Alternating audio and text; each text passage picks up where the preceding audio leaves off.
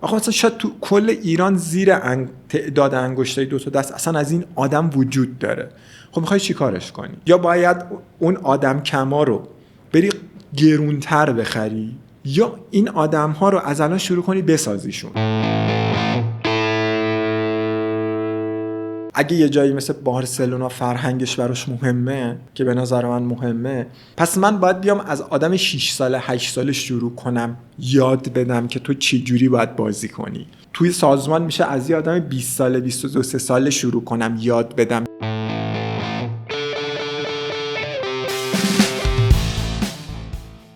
شما فراخوان میزنید واسه جذب آدم فرش گریجویت، 70% رزومه هایی که میگیری خانومه. چرا؟ خب چون آقا نمیتونه بیاد، باید بره سربازی. سایت های آکادمی های حالا شرکت های بزرگ و 5-6 هاشون رو رفتم دیدم. راستش لیست رو که دیدم حس کردم یه جای کار داره میلنگه دیگه. آکادمی ایکس بدون اینکه بدون اون بالا چه خبره، بدون اینکه بدون قراره چه اتفاقی بیفته، شروع میکنه صرفا آقا چی مده؟ الان AI مده. معاونامون بالا 40 سال باید انتخاب کنیم. چرا؟ زشته. مگه میشه معاون زیر 40 سالش باشه؟ نمیشه. آقا چرا نمیشه؟ و نمیشه راجع به لیدرشپ صحبت کرد و رهبری تو فوتبال حرف زد، راجع به سر الکس فرگوسن حرف نزد. مهمان این قسمت منسان محمد مهدی پیروزانه. محمد مهدی حدود 19 سال سابقه کار داره که 9 سالش در حوزه منابع انسانی بوده و قبل از اون در حوزه‌های استراتژی، برنامه‌ریزی و توسعه، سیستم‌ها و روش‌ها و توسعه کسب و کار فعالیت می‌کرده. حدود 10 سال هم به صورت همزمان با کار خودش در حوزه‌های مدیریتی در ورزش کار کرده و سمت‌هایی مثل مدیر بین‌الملل در باشگاه‌های سایپا و نفت تهران، مدیر رسانه تیم سایپا، مشاور مدیرعامل باشگاه‌های مثل کرمان و استقلال تهران و مشاور دبیرکل فدراسیون فوتبال رو در رزومه خودش داره. خودش میگه که از ورزش به منابع انسانی رسیده و عاشق فوتباله.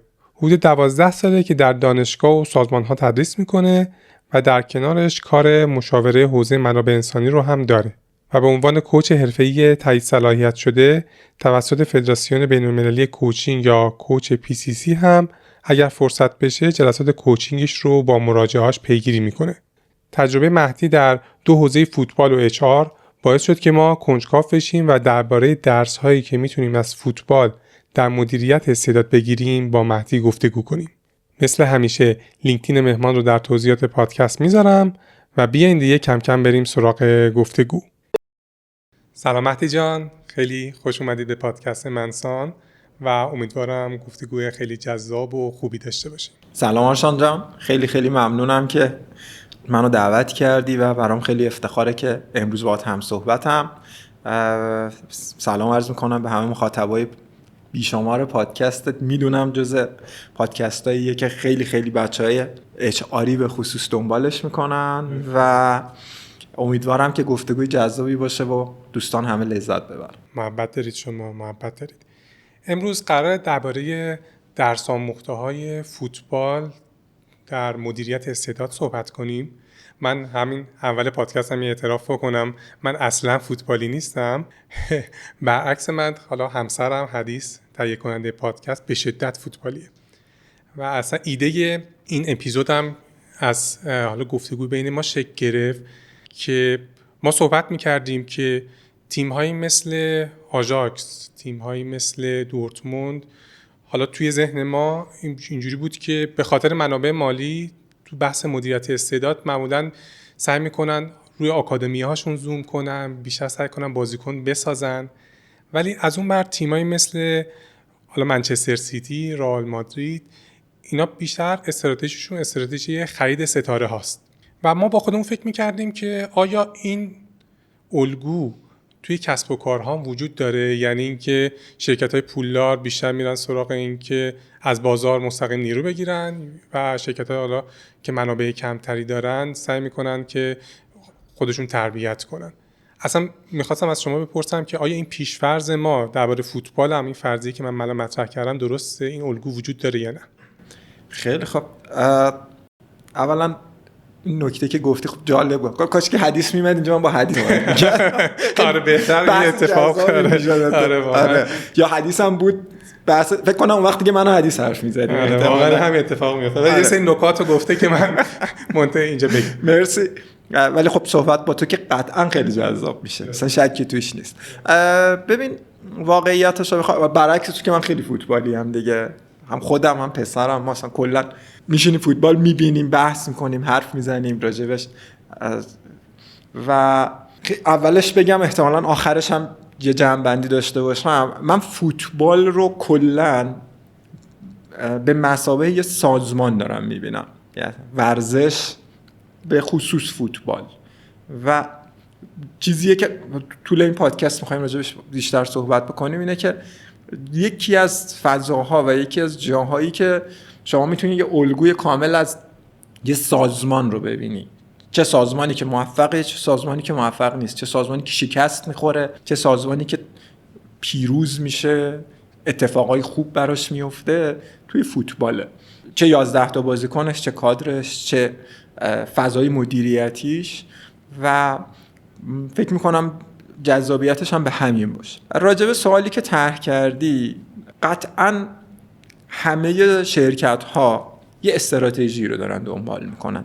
بگیم شرکت های موفق، شرکت های پیشرو دارن یه استراتژی رو دنبال میکنن، و این که چه استراتژی رو دنبال بکنن تو حوزه مدیریت استعداد نشأت گرفته از استراتژی های سازمانیشونه. عمدتاً تو فضای ورزش هم همینطوره. قاعدتاً استراتژی یه باشگاهی مثل آژاکس میشه از جنس این که من بیام شناسایی و پرورش استعداد داشته باشم و بعد جریان مالی سازمانم رو بر اساس فروش این استعدادهای تبدیل در حال تبدیل به ستاره شدن قرار بدم. یا یه باشگاهی مثل آرسنال حد وسط میگه آقا من هنوز کسی که ستاره نشده رو شناسایی میکنم، تبدیل به ستاره میکنم، میفروشمش. که آرسن ونگر خب متخصص این قضیه بود دیگه، تو دنیا همه این آدم رو به عنوان اسطوره شناختن، این که این قراره یه روزی تبدیل به یه ستاره بشه و بعد ستارهش میکنه و میفروشتش.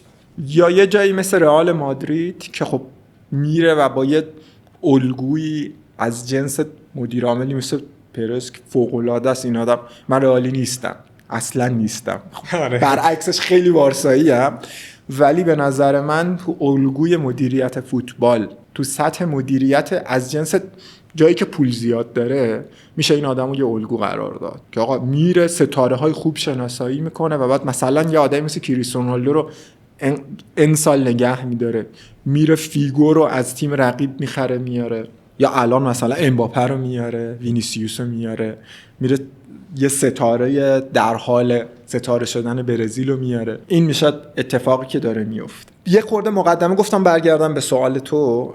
آره میخواستم بدونم که این الگو توی سازمان ها هم دقیقاً وجود داره یا نه، و چی باعث میشه که حالا سازمان ها یا حتی باشگاه های مختلف، چه عواملی باعث میشه که استراتژی های مختلفی بگیرن، کی برن مثلا سراغ ساختن، کی برن سراغ خریدن. دقیقاً همین میخواستم برگردم با یه مقدمه‌ای بیام سراغ سوال خودت.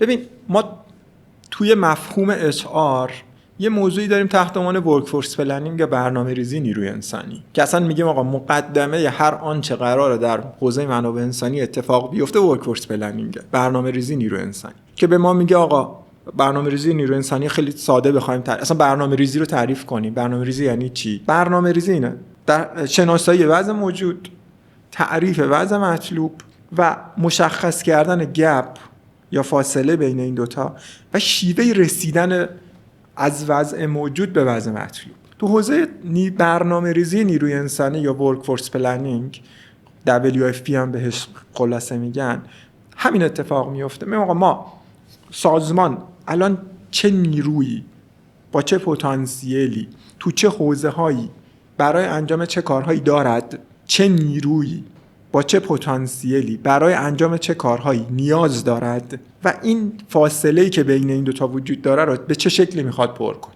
عموماً 3 تا استراتژی کلی، خیلی کلی که هر کدوم اینا کلی استراتژی‌های جزئی براش وجود داره و فضاهای مختلف.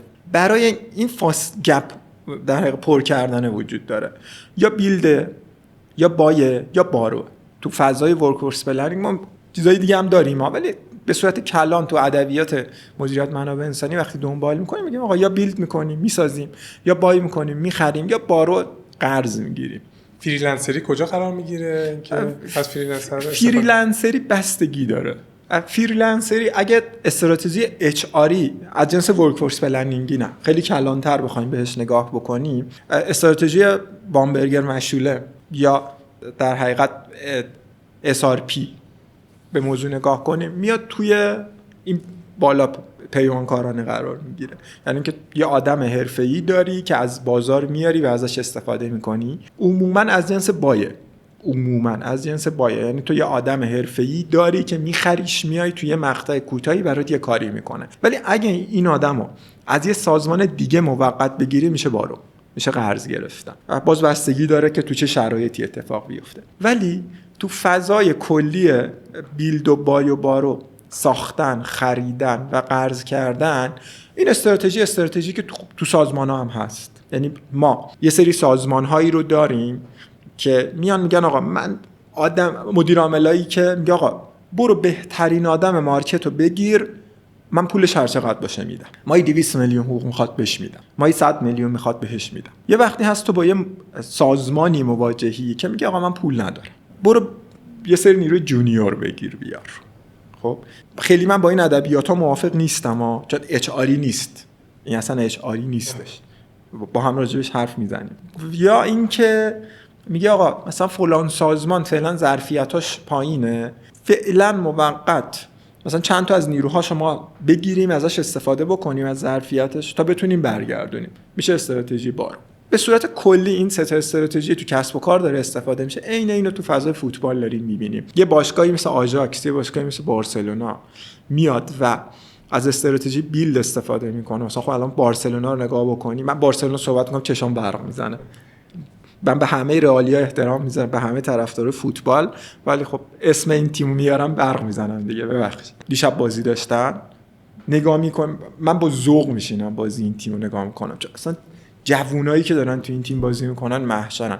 از آکادمی لاماسیا اومده، از آکادمیش اومده و الزاماً هم به این معنی نیست که بارسلونا یه باشگاه فقیره، دلایل دیگه ای داره که حالا جلوتر راجبش حرف میزنیم. یه وقتی هست که نه، خب رئال نگاه میکنم، من رئالم نگاه میکنم بازیشو کیف میکنم بدون تعارف. فصل پیش فوق العاده بودیم، فصل همینطور. حالا کلمه رقیب میگم با من یه هوادار میگم وگرنه خیلی چیزی نداره. یه رقیب قابل احترام همیشه رئال مادرید. به هر حال فضایی که تو اروپا داره فوق العاده است، بیشترین قهرمانی رو داره، اتفاقای خیلی خوبی داره. استراتژیش خریدن یه سری از فضاهای آکادمیش هم استفاده می‌کنه. اینجوری نیست که فقط بره یه جایی مثل پاریس سن ژرمن آقا به یه بابا پولداری وصله، به یه پدر عربی وصله، خب یا مثلا فوتبال الان عربستان. بنابر استراتژی‌های دیگه‌ای که داره آقا ستاره‌ها رو از سراسر دنیا جمع میکنه که بتونه ازشون حالا هر مدلی استفاده که دوست داره بکن. ولی استفاده از ستاره با با داشتن منابع مالی، خریدنشون. میخوام یه خورده برگردیم به فضای سازمانی و اینکه مثلا تجربه شما برام خیلی جالبه بدونم که کجاها، چون هر استراتژی که هر سازمانی هر باشگاهی پیش میگیره در نهایت هدفش موفقیت دیگه، به اون هدفی که به قول شما به اون توبی که ترسیم کرده برسه. ولی کجاها حالا طبق مثلا تجربه شما برای کدوم نیروها، برای چه موقعیت‌های آدم‌ها بیشتر به سازمان‌ها و بیشتر برن سمت این که بیلد کنن، بسازن، پرورش بدن افراد رو، کجا نه مستقیم از بازار نیروی کار؟ به قول شما توی صحبتاتون اشاره کردید که حالا البته نقدم بهش داشتید که یکی از عواملش هزینه است، پوله، اینکه چقدر دست سازمان بازه. یه خورده آیا فقط تنها عامل همینه؟ یه خورده از تجربه خودتون برام بگید خیلی خوب. ببین نکته که هست، پول مهمه ولی الزاماً تنها عاملش پول نیست. یه جاهایی از جنس فرهنگ و کالچر خیلی چیز مهمیه. یعنی شما یه وقتی هست یه سازمانی داری که یه فرهنگ خاصی توش حاکمه و این فرهنگ رو نمیتونی برای مثلا یه آدم 40 ساله 45 ساله جا بندازی. مثال سازمانی بزنم، یه آدمی که من از بچگی عکسایی که خود شخصیشه بگم، عکسایی که از 6 7 سالگی دارم همش با کت شلوار. خب یعنی من عکس کلاس اول دبستانم کنار معلمم با کت شلواره، عکس 6 سالگیم کت شلواره، یه عکس دارم کلاس 4 دبستانه تو صف شاگردای اول کلاسای مختلفیم، لوح تقدیر، همه هر کی یه مدل تنشه، من تنم کت شلوار دوباره. من برعکس شما دقیقاً، یعنی من تا 18 سالگی پیرهن نپوشیدم تو زندگی. نه من اصلا کت شلوار پوشیدن دوست دارم. من اولین بار که شاید شلوار یادم میاد پوشیدم تو سن فکر کنم 28 9 سالگی، اونم به زور خانومم پوشیدم. خب یا اولین باری که رنگ روشن پوشیدم دوباره به زور خانومم بود. چیز نیست، نه بهش افتخار میکنم نه چیز بدی میدونمش، به هر حال آدما تغییر اتفاقا بحث کالچر بود دیگه، ارزشیه که شما دقیقاً. ولی همینو میخوام بگم، خب کار کردن توی فضایی مثلا سایپا این فرهنگو تو من تقویت کرد. آقا سایپا یه فرهنگ کالچر از جنس این که خب همه توش چیک و پیک میان، کت شلوار میان، لباس فرم داره، مدیرا همه یه روپوش تنشونه، این میشه کالچر. حالا تو اون فضای مثلا اواخر دهه 80 یک جایی مثل سایپا یا مثل ایران خودرو، اینکه یه آدم با تیشرت و شلوار لیبره چیز عجیبی به نظر میرسید، خب چیز غریبی به نظر میرسید. یا اینکه اصلا من یادم نمیاد همکار خانومی داشته باشیم که با شال اومده باشه سر کار، همه باید با مقنعه می اومدن. این میشه یه فرهنگ. یه فرهنگ میشه خب الان فضای استارتاپی که خب از لحاظ درس کد و از لحاظ پوشش محدودیت‌های خیلی کمتری داره، آدم‌ها راحت‌ترن چه حضورشون چه پوشششون. این یه فضاست. یه فضا دوباره مثال خودمو میزنم، من از سایپا به عنوان یه محیط صنعتی، به عنوان یه محیط اون تیپی وارد یه جایی مثل تلکام شدم. من تا قبلش آقای مهندس پیروزان بودم، وارد تلکام شدم مهدی جان. من قبلش همکارام سرکار خانم مهندس فلانی صدا میزدم، وارد یه فضایی شدم که مثلا شد سپید جان. این میشه کالچر دیگه. یعنی من اگر نمیتونستم از لحاظ فرهنگی خودم رو وفق بدم احتمالا خیلی اذیت میشدم. و این چه ربطی به اینکه برای برنامه‌ریزی نیروی کار بریم سراغ خریدن یا ساختن داره؟ همین. ببین تو فکر کن شما یه آدمی که 20 سال توی محیط صنعتی کار کرده، خب من مثالش همین الان هم دارم تو فضاهای مختلف، آدمی که 20 سال 24 5 سال توی محیط‌های این تیپی کار کرده، عادت کرده با کت شلوار، عادت کرده به آن تایم بودن، عادت کرده به اینکه صبح میاد به همه سلام کنه، همه بهش سلام کنن با ادبیات خیلی رسمی، و بعد وقتی وارد یه فضای مثلا شرکت‌های با کالچر با فرهنگ غیر رسمی میشه، من سعی میکنم کلمه‌های انگلیسی رو واژه‌اش کنارش بیارم، با یه فرهنگ غیر رسمی میشه، خب این آدم اذیت میشه و بقیه رو هم اذیت میکنه. یه وقتی هست من فرهنگم یه جوریه که آدم متناسب با فرهنگ سازمانی خودم شاید بیرون نمیتونم خیلی زیاد پیدا کنم. مثل اتفاقی که تو فوتبال داره میفته. اگه یه جایی مثل بارسلونا فرهنگش براش مهمه، که به نظر من مهمه، سیستم بازیش براش مهمه، تو فضای کاری میشه تیم ورکینگ، میشه فرایند، میشه شیوه کار کردن، شیوه حضور تو جلسه مهمه. پس من باید بیام از آدم 6 ساله 8 ساله شروع کنم یاد بدم که تو چه جوری باید بازی کنی. توی سازمان میشه از یه آدم 20 ساله 22 ساله شروع کنم یاد بدم که تو چه جوری باید بیای، چه جوری حضور داشته باشی، چه جوری با تیم کار کنی. کار تیمی رو به یه آدم 21 2 ساله راحت‌تر میشه یاد داد تا یه آدم 40 ساله. تو فوتبال شیوه بازی کردن و به یه بازیکن 6 ساله 8 ساله خیلی راحت‌تر میشه یاد داد تا یه بازیکن 26 7 ساله. دقیقاً. حالا من یادم زمان دانشجویی ما یه بار رفتیم CHRO یونیلیور رو دیدیم، حالا داشت بهمون توضیح میداد. دقیقاً حالا توصیفش به گفته شما خیلی ربط داشت که میگفت ما توی یونیلیور سعی می‌کنیم مثل دیگ مذاب عمل کنیم، یعنی آدما رو بیاریم اینجا خودمون شکلش بدیم، فرهنگشون رو شکل بدیم که حالا با اون فرهنگی که ما می‌خوایم ساخته بشن. خیلی نکته جالب بود. پس ما حالا دو تا نکته رو تا الان این که توی بحث نیروی کار بریم سراغ استراتژی ساختن یا بریم سراغ استراتژی خریدن حرف زدیم. یکیش بحث فرهنگ بود، کالچر، یکی بحث حالا منابع مالی. میخوام بحث رو ببرم سمت این که یه نکته دیگه هم داریم به جز این دوتا اگه اجازه بدی. نکته سوم هم اینه که دسترسی به ریسورسه، دسترسی به اون منبعه. خب به جز منابع پولی و استراتژی یه وقتی هستش که خیلی شاید استراتژی نباشه، پول نباشه، ولی تو میدونی که دسترسی به اون ریسورس تو بازار فراهم نیست. خب یعنی آقا من یه ریسورسی میخوام که این مثلا ما تو صنعت تلکام یه سری آدم داریم که شاید تو ایران 5-6 تا دونن توی حوزه‌های خاص، تو خودرو همینطور، توی کاشی سرامیک میدونم همینطور، هر صنعتی. آره آخه مثلا شاید تو کل ایران زیر تعداد انگشتای 2 تا دست اصلا از این آدم وجود داره. خب میخوای چی کارش کنی؟ یا باید اون آدم کما رو بری گرونتر بخری یا این آدم ها رو از الان شروع کنی بسازیشون.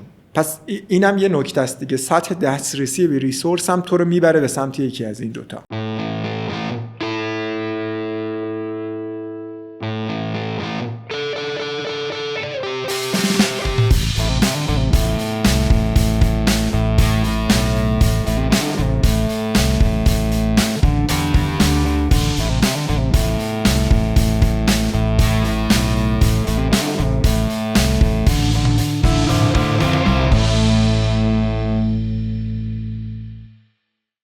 خیلی نکته خوبی گفتین، اتفاقا به سوال بعدیم خیلی ربط داره. اینکه دقیقا شما گفتید که من یه جاهایی هست دانشگاه، مؤسسات حرفه‌ای، اون آدمی که من میخوام تربیت نمی‌کنن، من شرکت مجبورم خودم برم اینکه اونو حالا بسازم.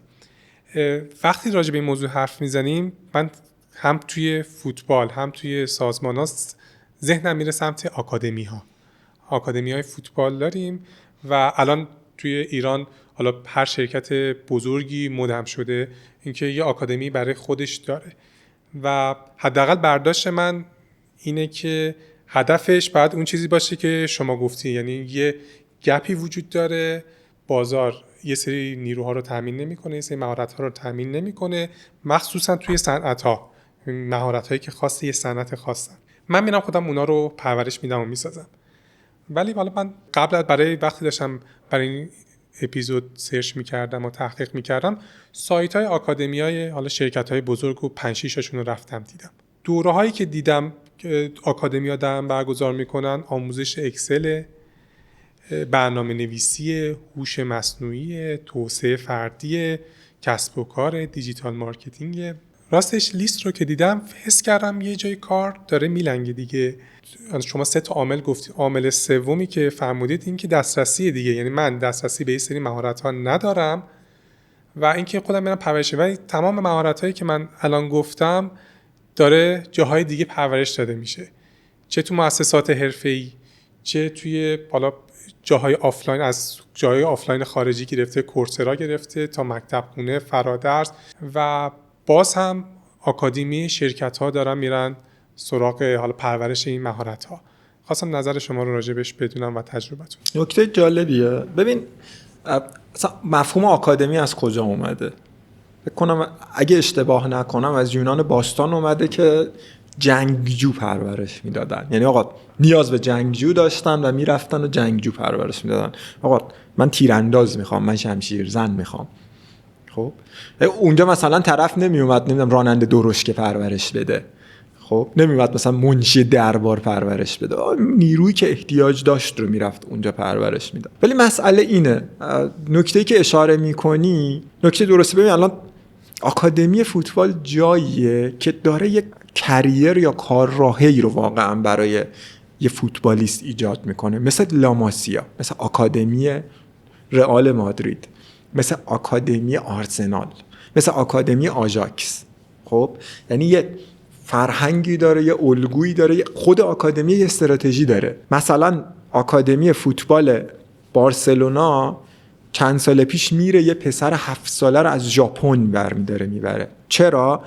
چون بر اساس الگو و اشلی که این آکادمی دنبال میکنه با یه احتمال 90% این بچه در 5 سال آینده یه وینگر راست خوب خواهد شد. خب پس میدونه که چی میخواد، با اون چی میخواده میره دنبالش. ولی تو کسب و کار ما این چیه؟ این همون ورک فورس پلنینگه. ورکفورس پلنینگ ورودی به آکادمی. آقای مدیر آکادمی، من در 5 سال آینده فیوچر ورکفورس پلنینگ، فیوچر نیده، نیاز آینده کسب و کاری به اسم تیم فوتباله. من در 5 سال آینده نیاز دارم به این که وینگر راست داشته باشم، نیاز دارم یه دفاع چپ خوب داشته باشم. دفاع چپ خوب چه ویژگی هایی داره؟ مثلا نسبت کشاله رونش به نمیدونم قدش باید تو این محدوده باشه، سرعت دویدنش باید اینجوری باشه. یعنی ما اینا همه چیز داره، اینا همه یه اشل و الگوی فوتبالی داره که مثلا یه آدم 15 تا 20 تا ویژگی داشته باشه به احتمال مثلا 90% 95% در آینده یه آدم موفق تو اون پست خواهد بود. تو دروازه‌بانی مثلا قدشه، مثلا کشیدگی دستشه و خب اوکی، این از کجا میاد؟ از نیاز اون کسب و کار بالا دستیه میاد، از نیاز اون سازمانه میاد. چند درصد این آکادمی هایی که تو میگی ورودیشون رو دارن از کسب و کارشون میگیرن؟ چند درصدشون؟ ما تو ورزش فوتبال یه چیزی داریم مثل زنجیره بازیکن سازی، یعنی این زنجیره نیاز اصلیش از اون تیم مادر یا تیم A میاد اصطلاحاً، یه تیم B داره، این تیم B یه سری تیم‌های یا تیم‌های پایه داره، تیم پایه یه چیزی داره به اسم آکادمی. خب مدرسه فوتباله، کل این پکیج میشه آکادمی. یه مدرسه فوتبال ورودی میده، این زنجیره میره بالا. این زنجیره رو واقعا ما چقدر تو کسب و کارمون داریم که مثلا سازمان به آکادمیه بگوید که من نیاز 5 سال آیندم این شغله. خب حالا این شغل چه کامپیتنسی ها و چه شایستگی هایی دارد؟ حالا تو برو دنبال چه آدمی بگرد. این آدم رو پیدا کردی، دوباره پلنینگی نگاه کنیم، برنامه ریزی. این آدمه چه چیزهایی دارد؟ چه چیزهایی من تو 5 سال آینده توش میخوام؟ این گپ رو توی آکادمی باید برای من پر کنی. یه بخشیشو این یه دوی امدادی میمونه، از اینجا به بعدشو بده من پرش میکنم. تجربه ملموسی دارین درباره مورد اون؟ تجربه موفق یا ناموفق؟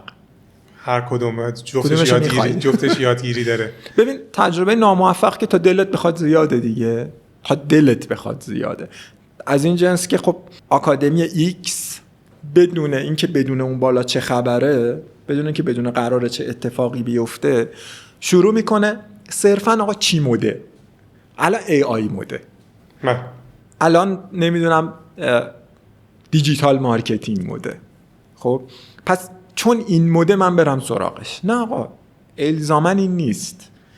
واقعا اگه نیاز تو AI عالی، ولی اگه نیاز تو AI نیست، خب برای چی باید بری سراغش؟ یا مثلا یه جایی که پرورش نیروی کال سنتر داره. آقا کال سنتر با همون استراتژی بامبرگر مشولمی نیروی بارگن لیبره.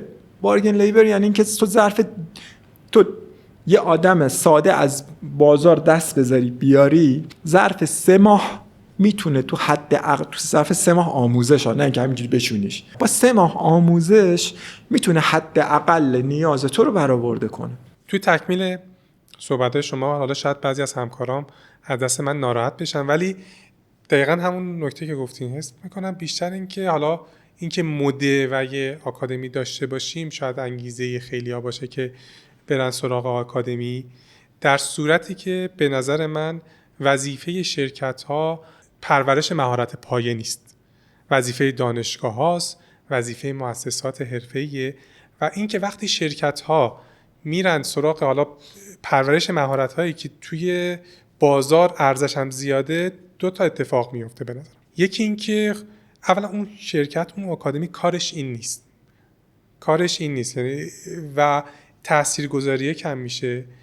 دومی که اون مؤسسه حرفه‌ای که کارش پرورش دادن اون مهارته نمیتونه توی مقیاس کارش رو انجام بده، چون منی که مثلا پول دارم رفتم هزینه‌مو و یه جای دیگه کردم، نریختم توی این چرخه که این چرخه رشد کنه.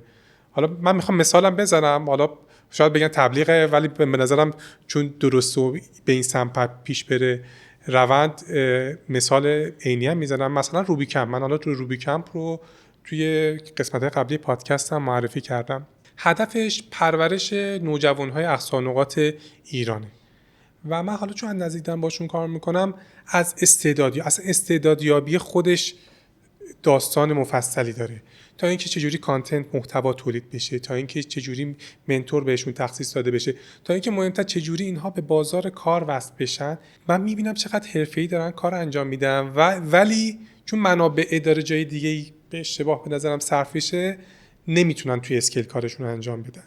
یه مثال دیگه بخوام بزنم، راهنما کالج. حالا البته به نظر مخاطب راهنما کالج حالا با روبیکن فرق داره، روبیکن بیشتر نوجوانا رو تارگت کرده، راهنما کالج سنشون بالاتره، ولی به نظرم یه سری هستن دارن این کارا رو درست انجام میدن و اتفاقا به خاطر این چرخه غلط نمیتونن توی مقیاس کارشون رو انجام بدن. البته من نمیگم آکادمیا خوب نیستن ها، شما توی مثالتون گفتید مثلا مثال کال سنتر رو زدید که میتونه آکادمیا، یا مثلا یه نیرویی هست به قول شما توی صنعت حرفه مهارت خاصی داره، 10 نفر هستن 20 نفر هستن توی ایران دارن این کار رو انجام میدن.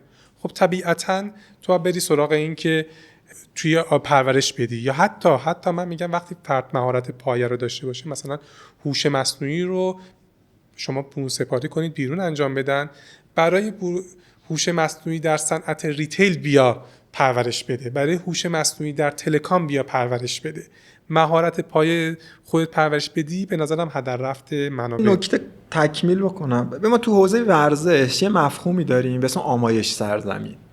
خب الزاما تو ایران هم نیست، همه جا هست. اصلا آمایش سرزمین چی میگه؟ میگه آقا آدم‌ها بسته به پتانسیلشون توی نقاط مختلف احتمال موفقیتشون توی یه سری رشته‌های ورزشی بیشتره. درسته؟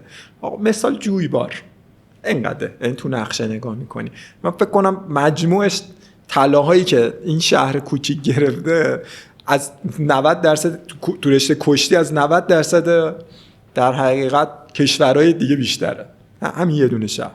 یا مثلا ما کشتی که نگاه میکنیم، کشتی ذهن ما میره به سمت شاید 4-5 تا شهر توی ایران، میره خوزستان، میره کرمانشاه، میره همون فضای شمال، میره خراسان، شیراز هم میره.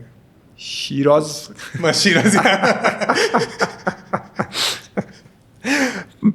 کشتیگیر خیلی مطرح شیرازی تو ذهنم نمیاد واقعیتشو بخوای، ولی داریم. آره طلای المپیک داریم، ولی منم اسمشون خاطرم نیست، ولی به خاطر حافظه اسمی. خیلی حالا من تو ذهنم این چند تا شهر جنس آمایش سرزمین میخوام بگم. مثلا والیبال میره سمت ارومیه، خب شنا میره سمت یه سری شهرهای خاص، فوتبال میره مثلا خوزستان. خب مثلا چقدر آدم خوزستانی فوتبالیست موفق، یا مثلا خط جنوب مهدی طارمی بوشهره الان تو بالاترین سطح فوتبال اروپا داره بازی میکنه. قضیه همینه. آمایش سرزمین کاری که میکنه میگه آقا به چه احتمالی کجا ممکنه تو بتونی استعداد توی فیلد خاص پیدا کنی. مثلا ما الان دروازه‌بانای آلمانی خیلی خوبی سراغ داریم، درسته؟ الیور کان همه میشناسنش، نویر اسطوره گلریه، ترشتگن اصلا بی‌نظیره. خب اصلا شما فکر کن، من یادم نمیاد حتی یه مقطعی تو برزیل چرا، ولی یادم نمیاد ما 2 تا دروازه‌بان تراز اول دنیا داشته باشیم، نویر و ترشتگن، که این 2 تا دروازه‌بان 1 و 2 مثلا یه تیم ملی بوده باشن. همیشه یه دونه دروازه‌بان از تاپ یه تیم ملی داشته، یه دونه مثلا دوم یه لول پایین‌تر. از کجا میاد این؟ از یه فضایی میاد که آلمان میره سراغ این که آقا من نیاز به گلر خوب دارم. مثلا یه آکادمی، اگر اشتباه نکنم مثلا آکادمی شالکه 04 میاد شروع میکنه استعدادیابی کردن و پیدا کردن گلرهای خوب. خب خروجیش میشه نویر، خروجیش میشه مثلا ترشتگن، نه الزاما شالکه 04 مثال شالکه رو زدم، نویر خروجی شالکه 04 ولی خروجی این روی کرده شما، خروجی این روی کرده دقیقاً. ولی خب مثلا ما واقعا تو خود ایران الان چند تا آکادمی دروازه‌بانی داریم، نه همه آکادمی فوتبالن و میری توش آکادمی تخصصی مثلا پرورش دفاع داریم، نه آکادمی فوتبال، مدرسه فوتبال، همه میرن بچه‌ها دنبال توپ میدوئن، خوشن دنبال هم. این اتفاق داره تو کسب و کارم میفته دیگه. به قول تو میری بعد همه باید برن سر کلاس آموزش اکسل بشینن. واقعا اکسل چقدر 5 سال آینده نیاز توی بیزینسه. یا مثلا همه میرن سر کلاس یو آی یو ایکس میشینن، مثلا یه آدمایی که قراره تو این حوزه کار کنن. آقا من چیزی که خودم دیدم تعجب کردم، توی روی کاغذ میشینی یه چیزی میکشی میدی به ای آی تبدیلش به یک گرافیکال میکنه و بعد کد یو آی یو ایکسش رو بهت میده. خب پس این یعنی چی؟ یعنی اینکه این استعداد و مهارت اگر وصل نشه به اون ای آیی که الان خودت هم گفتی، 5 سال دیگه اصلا لازمش نداری. داری چیزی رو تربیت میکنی، داری بابت چیزی هزینه میکنی که اصلا 5 سال دیگه نیاز تو نیست. مثال الان خودروی خودران اومده. شاید 10 سال پیش اگه کسی میگفت که من پشت فرمون میخوابم ماشینم خودش میره، همه مسخره میکردن. 15 سال پیش. الان چقدر تو دنیا باب شده که آقا ماشینی که اصلا رانندش میخوابه یا راننده نداره، تاکسی خودران داره دیگه، شرکت ماشینه میره خودش دنبال مسافر، بعد میشینی میبینی که اصلا راننده هم نداره. پس با یه احتمالی، بازم قطعیتی نیستم، شاید تو 10 سال آینده یه مهارتی به اسم رانندگی ماشین خیلی مهارت مورد نیازی واسه بشر نباشه. یا مثلا آدم هایی که میرن زبان یاد میگیرن، فضایی داره کم کم میریم ای آی میره به سمتش که تو با یه زبونی حرف میزنی خودش ترجمه میکنه، طرف با یه زبون دیگه داره میشنوه. این اتفاق داره مثلا تو گوشی، حتی گوشی‌های هوشمند تو تماس تلفنیش داره میفته، اون بر با یه زبانی صحبت میکنه، ای آی پیشرفته داره اینجوری میره دیگه، تو با یه زبون دیگه میشنوی، تو با یه زبونی صحبت میکنی، اون با یه زبون دیگه ترجمه شده تحویلش میده. خب پس احتمالاً تو 10 سال آینده، تو 5 سال آینده ممکنه دونست، الان نه، 10 سال پیش 15 سال پیش یه آدم به 5 زبون زنده دنیا مسلط بود، خیلی افتخار بود، ولی شاید 10 سال دیگه این افتخار نباشه. خب پس الان اگه یه آکادمی بیاد بگه آقا من میخوام به بچه‌ها مثلا 3 تا زبون یاد بدم، خیلی چیز واقعا مورد نیازی نیست. البته بحث شما بیشتر حالا کلیات در نظر گرفته، یعنی حالا این بحث AI و زبان رو هم میتونه یه مؤسسه حرفه‌ای انجام بده، هم میتونه من نقدم بیشتر به این بود که شرکت‌ها چرا دارن انجام میدن این موضوع. همین ببین موضوع اینه، من اینو میخوام بگم، دو تا جا اسم بردی، روبی کمپ رو بردی، راهنما کالج رو بردی. خب روبی کمپ و راهنما کالج با شناختی که من دارم از راهنما کالج بیشتر، روبی کمپ بیشتر با خودت آشنا شدم، از کانال خودت رو دنبال کردم. قضیه اینه اون فیوچر نیده رو گرفته و داره آدم رو پرورش میده اتفاقا. خب و اتفاقا وقتی نگاه میکنی هر دورش به نسبت دوره قبلیش بهتر داره عمل میکنه، داره آپدیت تر میره جلو. ولی شرکت اکسل 5 سال پیش هنوز داره آموزش میده. خب فتوشاپ 5 سال پیش همونو داره هنوز آموزش میده. پس به قول تو پول داره، به قول تو مارکت داره، سوشیال داره. این شرکت هایی که خوب دارن کار میکنن هم دارن تو خفقان قرار میگیرن.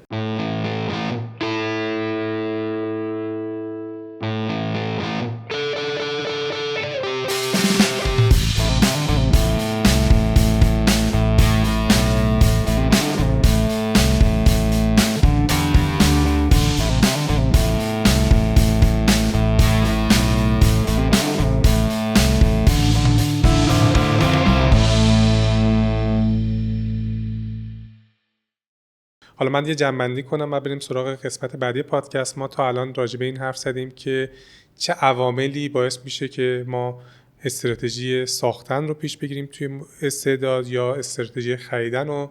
شما به فرهنگ اشاره کردین، منابع مالی اشاره کردین، اینکه چقدر اون مهارتی که می‌خوایم در دسترس اون هست یا نه، و یه خورده روی آکادمی ها ریز شدیم به عنوان یه ابزاری که میتونه استعداد رو بسازه و پرورش بده. یه خورده همچنان میخوام روی این موضوع بمونیم. یه بحث دیگه‌ای که میخوام بکنم راجع به سن موفقیت، مخصوصا حالا این یورو آخری رو که ما داشتیم میدیدیم، این خیلی به چشمون اومد و منم داشتم یه برنامه فوتبال 360 نگاه میکردم. آقای فردوسی پور و آقای دایی و آقای مهدوی کیا داشتم با هم صحبت میکردن. وایسش رو الان میذارم بشنویم که حالا بعد ادامه گفتگو رو یه نکته دارم روش. الان معنی مفهوم جوون عوض شده. ما مثلا اون موقع صحبت می‌کردیم میگفتیم مثلا بازیکن جوون صحبت از 17 18 ساله بود. الان وقتی صحبت می‌کنیم وقتی میگن جوون مثلا 24 5 ساله هم جوون حساب می‌کنن. من میگم 24 5 سال دیگه یه سری‌ها 100 تا بازی ملی انجام داده بودن. معلوم میاد تو فوتبال ایران تقریبا عوض شده. آره دقیقاً همینه. الان میگم الان یامال رو داریم می‌بینیم تو 17 سالگی داره تیم ملی اسپانیا بازی می‌کنه. ما الان آخرین اردو تیم ملی فکر کنم جوان‌ترین بازیکنمون ساله هردانی بود که 25 سالش بود. واقعا یه جوونم که بازی می‌دیم خیلی زود دیده میشه. شما می در فوتبال دنیا الان ببینید یه جوون مثلا تا الان یک دو روز شد 17 ساله 16 سال اصلا شما می‌بینید 16 ساله ما کجا هستیم مثلا یه وقتی بازی می‌کنه شما فکر می‌کنید این بازیکن منزل بازیکن 30 ساله تجربه داره اصلا پخته است. ولی خب آقای دایی هم به نکته خوبی اشاره کرد. شما ببینید کجا تمرین کرده با چه مربیایی تمرین کرده فلسفه‌اش چی بوده چه دیدگاهی بوده تو اون باشگاه و اجازه دادن که همین جوونی بیاد رشد کنه. این کلیپی که پخش شده الان به نظرم توی دنیای سازمان ها هم داره اتفاق میفته و به نظرم حالا سن موفقیت یا سن این که فرد به یک عملکرد مطلوبی در سازمان ها برسه توی ایران خیلی بالاست. یعنی حالا الان دیگه خیلی از سازمان ها مثلا سنتی یا اینکه فوق لیسانسی باید داشته باشی، همون فوق لیسانس داشتن 24 سال حداقل هست دیگه.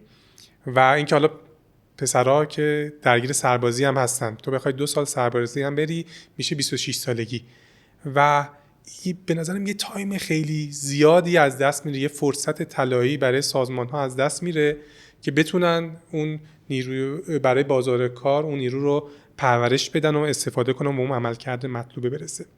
به نظر شما چی کار میشه کرد؟ یعنی تجربه شما که این سنه رو با این مشکل چجوری سازمان ها میتونن مواجه بشن و حلش کنن؟ ببین موضوعی که گفتی یه بخشیش کالچریه، فرهنگیه، بخش عمده‌اش شاید تو سازمان ها. یه سازمان هایی من یه مثالی میزنم قبل و بعدش هم مکس میکنم اگه خاصی درش بیار. خب ما تو سطح کلان کشور وعده دولت جوان میدیم، خب کابینه جوان میگیم آقا مثلا با یه تناسبی باید وزرا مثلا به یه سن فلان برسن، درسته؟ بعد که جمع بندی میشه و تموم میشه میبینیم که اصلا خیلی برعکس میشه. یعنی حتی تو اون سطح کلان ما پذیرش یه آدم مثلا 45 ساله آدم جوونی نیست. یعنی اگه 25 سالگی هم شروع کرده باشه به کار 20 سال سابقه کار داره، درسته؟ ما حتی تو اون سطح با یه آدم 20 سال سابقه کار 45 ساله رو به عنوان یه مدیر ارشد تو سطح کلان کشور نمیپذیریم، قبولش نمیکنیم، درست؟ میگیم نه الان 50 سالش باشه 50 خورده سالش از یه مدیر ارشد کشوری تو سن 45 سال به عنوان یک وزیر جوان یاد میکنه. خب این میشه فرهنگی که تسری پیدا میکنه تو همه سطوح، تو همه فضاهای کسب و کاری ما. ولی خب برعکسش هم توی استارتاپ ها داریم دیگه. سی تی او 25 ساله داریم، مثلا سی تی اویی که از 18 سالگی اومده تو 25 سالگی تبدیل به سی تی او شده تو شرکتی که داره کار میکنه. ولی کمه، خیلی کم. چرا این اتفاق داره میفته؟ یه بخشیش من یه پسر 8 خورده ای ساله دارم دیگه. اگه من حواسم به پسرم نباشه که آمادش کنم برای اینکه از مثلا سنای پایین وارد فضای کسب و کار بشه، به قول تو 26 سالگی تازه میخواد کار شروع کنه. دقیقاً. خب وقتی تو 26 سالگی کار شروع میکنه، تو چه سنی مینیمم عملکرد موفق رو میتونه تحویل سازمان بده، دلیور کنه؟ حداقل 30 سالگی، درسته؟ پس خب سازمان تا 30 سالگی اصلا نمیتونه خیلی به این بچه اعتماد بکنه. یه بخشش میشه خانواده، یه بخشش هم میشه خود سازمان که آقا من نمیرم به سمت یه نیروی 17 ساله 18 ساله 20 ساله حتی، میگم نه آقا نمیخوام همچین کاری بکنم. چرا؟ چون خروجی مطلوبی ازش نگرفتم. مثالشو زد عادل فردوسی پور دیگه. آقا لامین یامال روز فینال یورو تولد 17 سالگیشه، یعنی تا روز قبل از فینال 16 سالش بوده این آدم و فیکس داشته بازی میکرده تو تیم ملی بزرگسالان اسپانیا. میخوام تأکید بکنم تیم المپیکش نبوده، تیم امیدش نبوده، تو بالاترین سطح فوتبال یه بچه 16 ساله داشته بازی میکرده و انقدر فشار روشه که واسه المپیک دعوتش نمیکنن تیم ملی. انقدر ازش استفاده کردن که احتمال آسیب دیدگی میبینن، میگن نه آقا واسه تیم ملی که جاشه نرو، چون تو لول بالاترش تو خیلی زحمت کشیدی. ایشون همونی بودن که تو بازی یورو همزمان امتحان هم داشتن؟ همون بچه بود دیگه، به قول مثلا جزء جوکا شده بود تو فضای فوتبال که مثلا همه تو تایمای بیکاریشون میرن استخر رو، میرن استراحت رو، میرن مثلا کیف و حال، این بچه بعد آنلاین با مثلا مشقاشو انجام بده. خب اوکی، میپذیره دیگه، خودش هم میپذیره، فضا هم قبولش میکنه. چرا؟ چون پتانسیله، چون ستاره است، یک، و دو، کی این ستاره رو پذیرفته و آورده تو این لول قرار داده؟ یک کسب و کار به اسم باشگاه فوتبال. اگه باشگاه فوتبال به این آدم بهانه میداد، آیا تیم ملی میبردش؟ نه. پس یه آدمی به اسم ژاوی به این آدم بها داده، آوردتش تو ترکیب تیم گذاشته، تیم ملی هم دیدتش. ولی به قول عادل فردوسی پور، به قول علی دایی، ما الان محمد امین حزباوی رو تو سن 22 سالگی داریم دعوت میکنیم تیم ملی، فیکس هم نمیذاریمش، بعد افتخار میکنیم که تو 23 سالگی داریم جوانگرایی میکنیم. خب این اتفاق تو کسب و کار میفته. ما معاونامون بالا 40 سال باید انتخاب کنیم. چرا؟ زشته. مگه میشه معاون زیر 40 سالش باشه؟ نمیشه. آقا چرا نمیشه؟ اصلا چه اتفاقی مگه میفته؟ ترکیب معاونان ارشد کشوری، غیر کشوری، خب همینو به ما نشون میده دیگه. فرهنگ خیلی مهمه و یه سری الزامات قانونی. یه جوون به قول تو سن 23-4 سالگی خیلی خوب و هنر کنه، تو 24 سالگی فارغ التحصیل فوق لیسانس میشه. خیلی خوب هنر کنه، 8 ترم لیسانسشو بگیره، 4 ترم فوقشو بگیره، یعنی دیگه ته دیگه همه چیزاست دیگه، درسته؟ 18 سالگی رفته دانشگاه، 24 سالگی تموم شد. خب 2 سال بعد بره سربازی، درسته؟ 26 سالگی این آدم از سربازی اومده بیرون، 0 کیلومتر آماده است که وارد کسب و کار بشه. یه جای دیگه شو ببینیم. اصلا این آدم از فوق لیسانس هم رفته توی سازمان شروع کرده به کار کردن. من دارم کیسش میشناسم الان. یه آدم متخصص AI، متخصص ماشین لرنینگ که هم کد میزده، هم ماشین لرن میکرده، هم خیلی کارهای این تیپی، و بعد رفته سربازی و بعد بهش فایل اکسل دادن توی یه کامپیوتر قدیمی در و داغون که بشی بعد مثلا آموزشی که رفته، بعد مثلا اذیت‌هایی که قاعدتاً به زعم خودش، اذیت به زعم سیستم آموزشی خدمت نظام وظیفه پرورش تربیت، من قضاوتی نمی‌کنم کدومش درسته، خب گذشته تموم شده، بعد بردنش توی تازه خوبه دیگه، مثلا گفتن چون مهندسی بشین پای کامپیوتر، کار دفتری کن، نه بشین پای کامپیوتر. بعد چه کامپیوتری دادن؟ شبکه اینترنت نداره، به هیچ جا وصل نیست، بهش یه سری دیتای رو کاغذ دادن، بشینه دیتا انتری بکنه. بابا خب این آدم اذیت میشه، این آدم خسته میشه، این آدم فرسوده میشه. بعد این آدم ما 2 سال فرسودش میکنیم، با یه فضای فرسودگی میخوایم وارد کسب و کارش بکنیم تو سن 26 سالگی، تو سن 27 سالگی. خب چی میشه؟ این میشه که شما فراخوان میزنید واسه جذب آدم فرش گریجویت، 70% رزومه هایی که میگیری خانومه. چرا؟ خب چون آقا نمیتونه بیاد، باید بره سربازی، نمیتونه بیاد، یا باید سربازیشو کش بده. مثال فوتبالیستی بزنم دیگه. آقا فوتبالیست تو سن 37-8 سالگی داریم، داره بازنشست میشه، هنوز محصل، هنوز دانشجوه، مثلا 10 سال 10 ترم 12 ترم لیسانسشو کش داده، 6 ترم 8 ترم فوق لیسانسشو کش داده، تا جایی که جا داشته دکتراشو کش داده، 38-9 سالش شده، هنوز سربازه، هنوز مشموله، هنوز استرس سربازی رفتن داره این آدم. تو کسب و کارم همینه، تا جای ممکن کش میده. کسب و کار استرس اینو داره که بالاخره یه روز این باید بره سربازی، پس من بلند مدت روش نمیتونم حساب کنم. خودش این استرس رو داره، ای وای من یه 2 سال منفک میشم، میرم توی یه فضایی که عقب میافتم. به چشم عقب افتادن داریم به این فضا نگاه میکنیم. خب پس چرا سن موفقیت میره بالا؟ میشه این فضا. چرا سن موفقیت شاید تو جاهای دیگه پایین تره؟ چون من مثالشو دارم، الان کسب و کاری رو داخلی داریم که به عنوان دیولپر داره از بچهای 14-15 ساله استفاده میکنه. بچه 14-15 ساله رو آموزش میده و وقتی که ببینه ازشون میتونه خروجی بگیره، بهشون میده برنامه نویسی کنن، بهشون پول میده، درآمد براشون ایجاد میکنه. برای اون بچه سن موفقیت میاد پایین. روبی کمپ داره چی کار میکنه؟ غیر از اینه مگه؟ داره برای جوون با استعداد مثلا تو سیستان بلوچستان، تو کردستان، تو کرمان فضایی ایجاد میکنه که این آدم سن موفقیتشو بیاره پایین. چند تا از اینو داریم؟ چند تا داری؟ چند تا میشناسی؟ تو یا فعال این حوزه‌ای چند تا میشناسی؟ واقعا کم، 2-3 تا بیشتر بزنیم.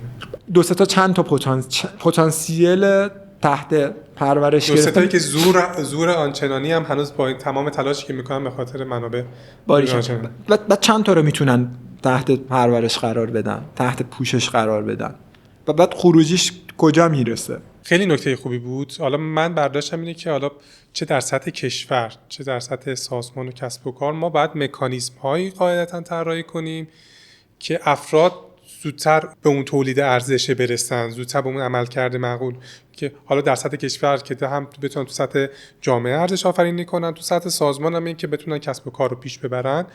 ولی می‌خواستم چند تا نکته که گفتیم برام خیلی جالب بود. الان به صورت کلی حالا مکانیزم‌های کشورداری رو که ما کاری نمیتونیم بکنیم، در اختیارمون نیست. و توی سازمان یه سری اختیارات، یه فضای بازی داریم. خب شما به عنوان کسی که توی این حوزه فعالیت دارید، به نظرتون که سازمان‌ها برن به سمت نیروهای جوان‌تر 18 ساله چه مزایا و معایبی داره براشون، یا چه مکانیزم‌هایی باید داشته باشن؟ البته یکی از مکانیزم‌هاش رو صحبت کردیم. ما الان مثلا داشتیم درباره آکادمی‌ها صحبت می‌کردیم. یه سری مکانیزم دیگه، یه مکانیزم دیگه هم وجود داره، مثل کارآموزی که سازمان‌ها دارن استفاده می‌کنن. من یه کوچولو توضیح بدم، چون یه نکته دیگه هم گفتین خیلی باحال بود راجع به سربازی، اینکه حالا اون به چشم اذیت می‌بینه. این چه به چشم اذیت دیدن انگار یه استراتژی پرورشیه، فقط هم توی سربازی نیست. یعنی اتفاقا من داشتم سرچ می‌کردم برای این پادکست، تحقیق می‌کردم، یه استراتژی پرورش استعداد اینه که فرد باید یه خورده اذیت بشه که قدر اون کاری که بعداً به دست میاره رو بدونه. حالا اینو فقط تو ایران هم نیست، مثلا ژاپنیا خیلی شاید این کارو میکنن. یا مثلا یه نقل قول از آقای رسول کربکندی، پیشکسوت فوتبال داشتم میدم که اینکه میگفت زمان ما ورزشکارا به این زودی نمیمیدن تو زمین، به زمین نمیرسیدن، مدت‌ها پشت خط میموندن، نیمکت میموندن، بعد تلاش میکردن، اذیت میشدن تا بعد برسن به این که حالا بتونن بازی کنن که قدرش رو بیشتر بدونن. میخوام بدونم، حالا من زیاد حرف زدم، ولی استراتژی شرکت‌ها چطور باید باشه این که برن به سمت مثلا یه نوجوان 18 ساله، آیا بیشتر براشون ضرر داره یا به سودشونه؟ من مثال فوتبالیشو بزنم، از فوتبالی بیام سراغ کسب و کار. ببین فضای فوتبال، ما کنار تیم‌های ورزشی تو مسابقات یه سری توپ جمع کن داریم که اتفاقاً شوخی خنده اگه بخوایم مثلا یکی مسخره کنیم، مثلا میگیم آقا تو تیم این توپ جمع کنه تیم. ولی آکادمی‌های فوتبال تو باشگاه‌های بزرگ این سمت رو میدن به بازیکن‌های تیم‌های پایه‌شون، به بازیکن‌های آکادمیشون. چرا؟ چند تا دلیل داره. یک، ببین جنس آزار و اذیتی نیست. ببین حضور توی استادیومی که 60,000 تماشاچی داره، بیای پایین قرار بگیری. من این تجربه رو تو سن مثلا 27-8 سالگی برای اولین بار بازی سایپا پرسپولیس تو استادیوم آزادی به عنوان مدیر رسانه تیم سایپا رفتم نشستم رو نیمکت. نه قرار بود گل بزنم، نه قرار بود کاری کنم، نه قرار بود ارنج بچینم. کل وجودم میلرزید. نه خب منی که هیچ کاره بودم داشتم میلرزیدم از اون اباحت و عظمت و تماشاچی فضایی که وجود فضا. ولی تو وقتی اون بالبویه رو، اون توپ جمع کنه رو میذاری تو اون فضا، توپ جمع کنه، اولا داره بازیکن‌های تراز اول تیم خودشو و فوتبال از نزدیک میبینه، داره فوتبال رو از نزدیک میبینه، داره زمین چمن رو از نزدیک میبینه، تو جو حضور 60,000 تا 40,000 تا 80,000 تا تماشاچی قرار میگیره و کم کم عادت میکنه که اگه یه روزی 1 سال دیگه، 2 سال دیگه، 5 سال دیگه تو این جو رفت، تو اون چمن، این جو برای اولین بار نباشه تجربهش میکنه، برای اولین بار نباشه که یه بازیکن بزرگو از نزدیک میبینه که مثلا وا بره شل بشه. آقا این اتفاق کم کم براش ایجاد شده باشه. پس اسمش، واژه‌ت رو اصلاح میکنم با اجازه، اسمش آزار و اذیت نیست واقعا، اسمش اون شیوه پرورشی است. خب ولی مثلا تو نمیای توپ جمع کنه تو بگی که مثلا توپ جمع کنهای ما امروز همشون باید یه کوله 50 کیلویی رو دوششون ببندن، با این کوله 50 کیلویی توپ جمع کنی باشه بکنن. نه، با یه اصولی، با یه اصلا انتخاب شدن به عنوان اینکه تو توپ جمع کنه یه بازی رسمی بشی چارچوب داره. یعنی تو باید به یه درجه‌ای از موفقیت تو اون آکادمی برسی تا تبدیل به توپ جمع کنه بشی. خودش افتخاره. در صورتی که بازم میگم خیلی خیلی به عنوان یه حقارت بهش نگاه. البته نکته که شما گفتید، حالا شاید من منظورمو درست منتقل نکردم، هدف داره. یعنی این که شما دارین میگین که من مثلا میخوام اون آدمی که داره پرورش پیدا میکنه با جو استادیوم آشنا بشه، اولین بار که رفت توی بازی مثلا دست و پاش نلرزه، آشنا شده باشه. خب این من اصلا منظورم این نیست که کارآموزی مثلا بعد کارآموزو باد بزنیم یه فضای ایدئالی مثلا براش پرورش کنیم که هیچ تلاشی نکنه، هیچ سختی نکشه. اصلا یه بخشی از یادگیری این هارد ورک از این تلاش کردن است. حالا یه پادکستی هم هست که من خیلی دوستش دارم، هیوبرمن لب، نوروساینتیست، واقعا اپیزوداش هم کاربردی هم فوق العاده است. خیلی مثال قشنگی میزنه، میگه که ببین اصلا یادگیری با رنج همراهه. یعنی شما اگه بخواید توسعه پیدا کنین، از آزاد نوروساینتیستی مفصل حرف میزنه. یعنی شما این مسیرهای نورونایی توی مغزتون وقتی یاد میگیرین عوض میشه با یه دردی همراه. این بحث ندارم اصلا. خب بحثم این که چقدر حالا به قول شما اون الکی و حالا بخواستم نظر شما رو الان مثلا فضای کارآموزی کشور ما به این سمت هست که بیشتر اون رنج و تلاش توسعه‌ای یا اینکه حالا کارآموزیامون اثرش کمتر و یه سری کار روتین میدن به افراد. نکته‌ای که گفتی نکته خوبی بود. ببین اینو میخوام بگم، من نکتم جمع‌بندی صحبت قبلیم. کاری مثل توپ جمع کنی که شاید یه آدم از بیرون به عنوان یه کار چیپ و سبک داره بهش نگاه میکنه رو تو فضای آکادمی فوتبال و فضای تیمداری تبدیل میکنن به یه دستاورد. یعنی اینکه تو بخوای به اونجا برسی که مثلا تو بازی لیگ قهرمانان، مثلا بازی منچستر یونایتد، نمیدونم بازی بایر مونیخ با بارسلونا، توپ جمع کنه اصلی دور زمین باشی، برات دستاورد باشه. خب اتفاقا دستاوردم هست واقعا. اینکه چه جوری با چه مکانیزمی یه همچین فضایی ایجاد کنی خودش خیلی هنره. ما تو فضای کارآموزی هم باید همین کارو کنیم. برای همین گفتم مثال میخوام از فوتبال واقعی، از فوتبال بیارم کسب و کار. ما اگه تونستیم به یه منطقی برسیم که اگه من دارم به زعم تو، به تفکر تو یه کارآموز کار گل بهت میدم، خودمونیم آقا کار گله بهش میگن دیگه، منطقشو بدون که من برای چی دارم این کارو بهت میدم، قراره با این کاره به چی برسی. به اون توپ جمع کنه میگن که آقا تو با این فضا داری میای جلو، با این منطق داری میای جلو و بعدش قراره با این، ببین نمیری اونجا توپ جمع کنی فقط تو هم میری بازیکن رو ببینی، هم چمن رو ببینی، هم جو استادیوم آشنا بشی. اینا چیزی نیست که به طرف نگن بعد مثلا 6 سال بگن یادت 6 سال پیش من برای این می‌خواستم. خب از این حرکتایی که خیلی مدیرا میکنن، یادت مثلا 5 سال پیش من جلو همه سر داد زدم، من می‌خواستم مثلا یه تلنگری برات باشه. نه آقا قبلش یا مثلا بازی اول نمیگن، میبرنش، بعد بهش میگن خب چه دستاوردی داشت برات، چی یاد گرفتی، خب به کجا رسیدی، اوکی دیدی اینو، دیدی اونو، دیدی استرستو، دیدی فلانو. تو زمین چمن که میری 10 برابره، آدرنالین هم داری، اینم داری، اونم داری. حالا همون یه آدم میره برای بقیه بچه‌ها هم تعریف میکنه اون دستاورده رو، برای 4 تا آدم دیگه هم تعریف میکنه. ما اگه تو فضای کارآموزی هم بتونیم کاری که داریم به یه نفر میدیم و براش معنادار کنیم. من از آرمان عزیزی یاد کنم با اجازت. خب آرمان داره میره و حیف آدمایی مثل آرمانو داریم از دست میدیم، ولی این مفهوم کار معنادار رو خیلی شنیدم من، ولی آرمان خیلی برای من تو ذهنم بولدش کرد. ما اگه بتونیم کاری که فرد داره انجام میده رو براش معنادار کنیم، با دل و جون بیشتری انجامش میده، با یه منطقی انجامش میده. کارآموزی هم همینه دیگه. تو اگه بتونی کاری که یه کارآموز داره انجام میده رو معنادار بکنی، تبدیل یه کاری بکنی که آقا یه معنی داره، یه مفهومی داره، یه منطقی داره، با جون و دل انجامش میده. این چجوری انجام میشه؟ چند واژه، با چند مفهوم دیگه، با چند فرایند دیگه، مثل کارراه شغلی. یعنی اگه تو کارآموزی رو وصل کنی به یه کارراهی مشخصی و بعد تو هیچ آدمی رو وارد کارراهی نمی‌کنی بدون اینکه خودش ندونه. اگه قراره وارد کارراه بکنی با یه منطق درست، به طرف میگی آقا اصلا کارراهتو بی خودت انتخاب کن. حالا تو این کارراه چی نیاز داری، با چه مسیری باید بری، کجاش منتورینگ، کجاش کوچینگ، کجاش ترینینگ، کجاش چیزای دیگه، جابجایی شغلیه، شما سه ماه تو این پوزیشنی، 3 ماه دیگه توی پوزیشن. دقیقاً. خب روتیشن، جاب روتیشن و چیزای دیگه. پس داری مسیری که برای اون فرد میکشی و ترسیم میکنی رو از قبل بهش میگی و میدونه داره پا تو چه مسیری میذاره. کارآموز هم همینطور. آقا تو الان کارآموزی، تو این مسیر کارآموزی طی مثلا 5 سال آینده این فضا رو باید دنبال کنی. تو این فضا اینه به اینجا میرسی 5 سال دیگه.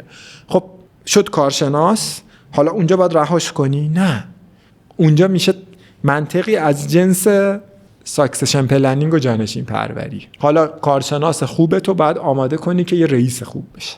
رئیس خوبه تو باید آماده کنی که یه مدیر خوب بشه. مدیر خوبه تو باید آماده کنی که معاون خوب بشه. اینا میشه جانشین پروری. این میشه اشعاری دیگه. این اتفاقو داریم تو فوتبال میبینیم.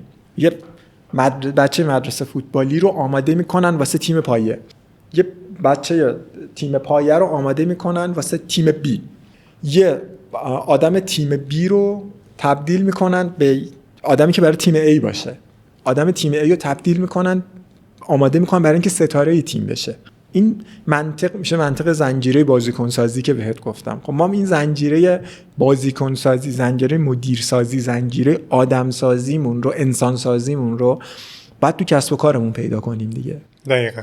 حالا من جمع‌بندی کنم. ما داشتیم صحبت می‌کردیم که چطور میشه توی سازمان‌ها اون سن موفقیت رو پایین آورد. یکی از مکانیزم‌هایی که راجع به صحبت کردیم همون بحث کارآموزی‌ها بود، آکادمی‌ها بود که میشه از اون استفاده کرد که این سن رو پایین آورد، سنی که افراد به عملکرد خوبی میرسن.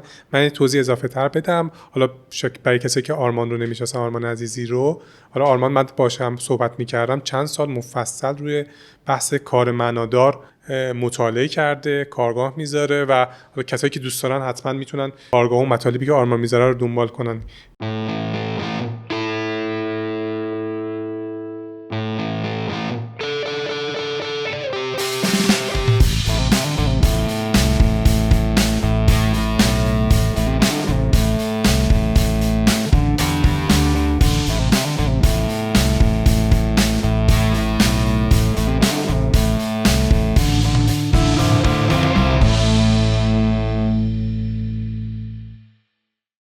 ما تا الان درباره استراتژی ساختن یا خریدن در فوتبال و کسب و کار صحبت کردیم و مخصوصا روی موضوع کارآموزی، روی موضوع آکادمی ها عمیق‌تر شدیم.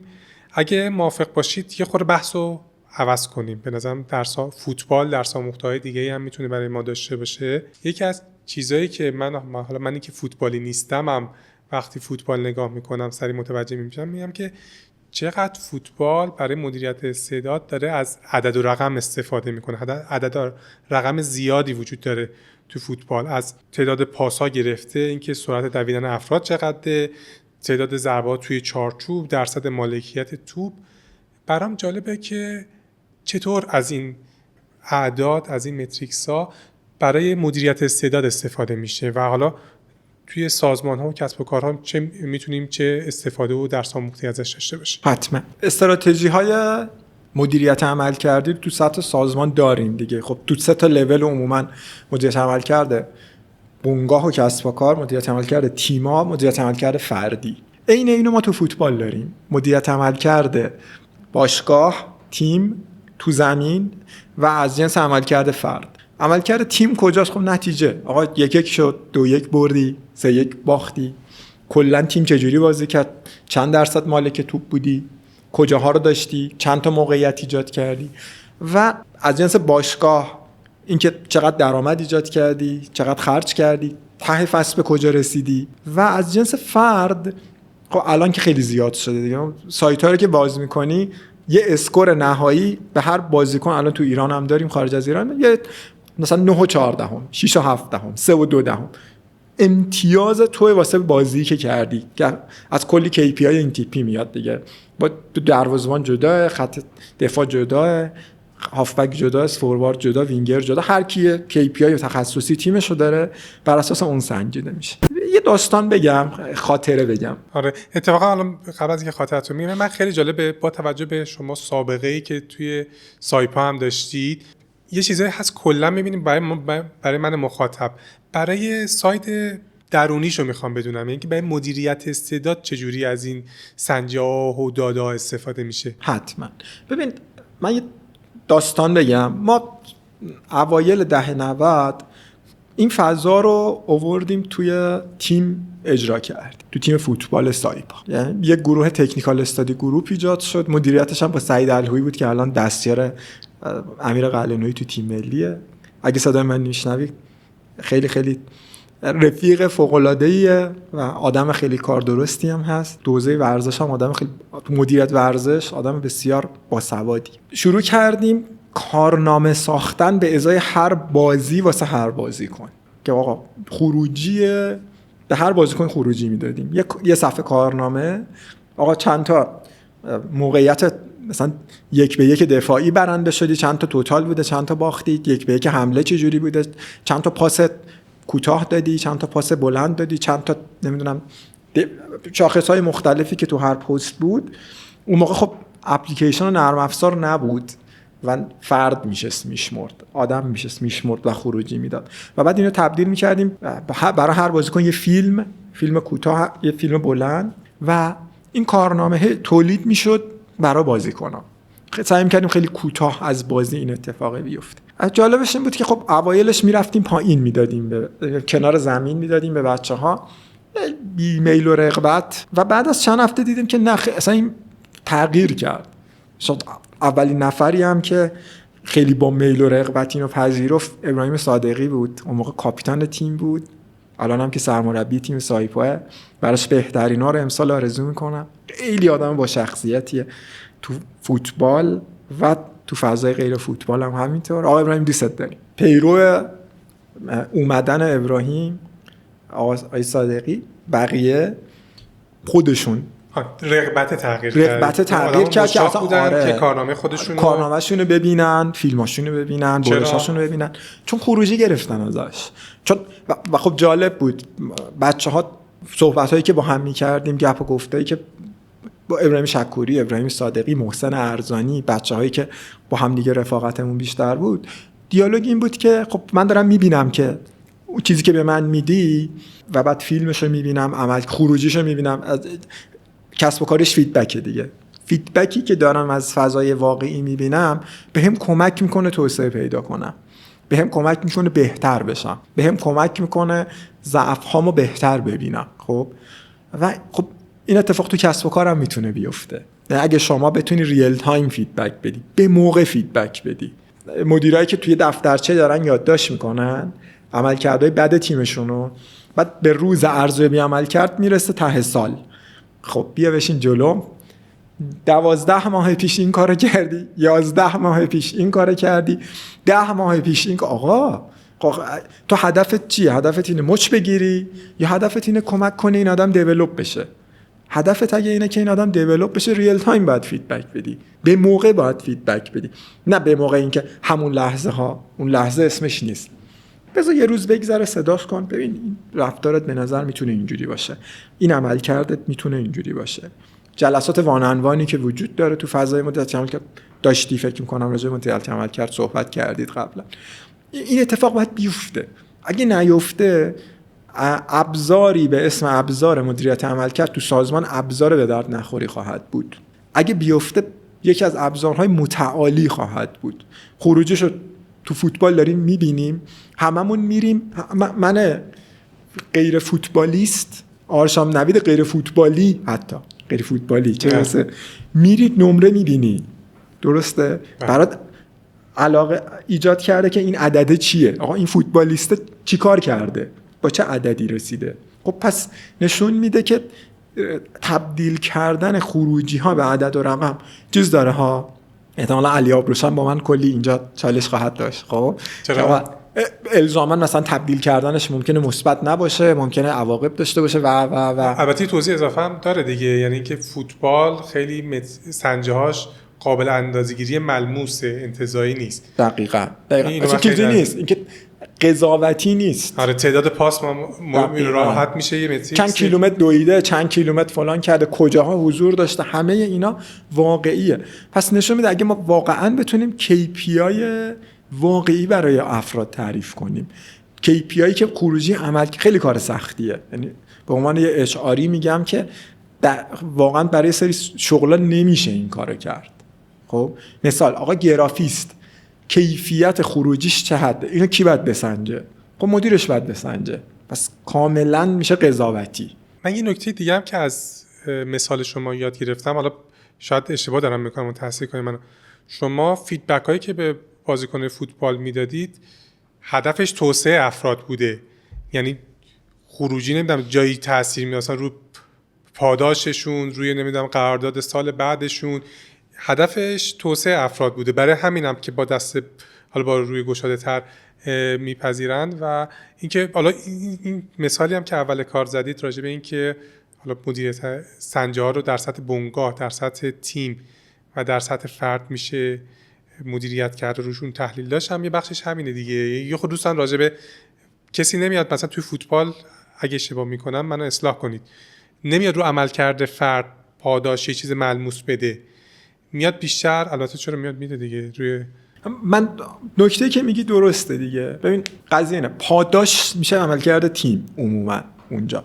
آقا تیم میبره انقدر پاداش، تیم میبازه انقدر جریمه. این عرفیه که در فضای فوتبال وجود داره.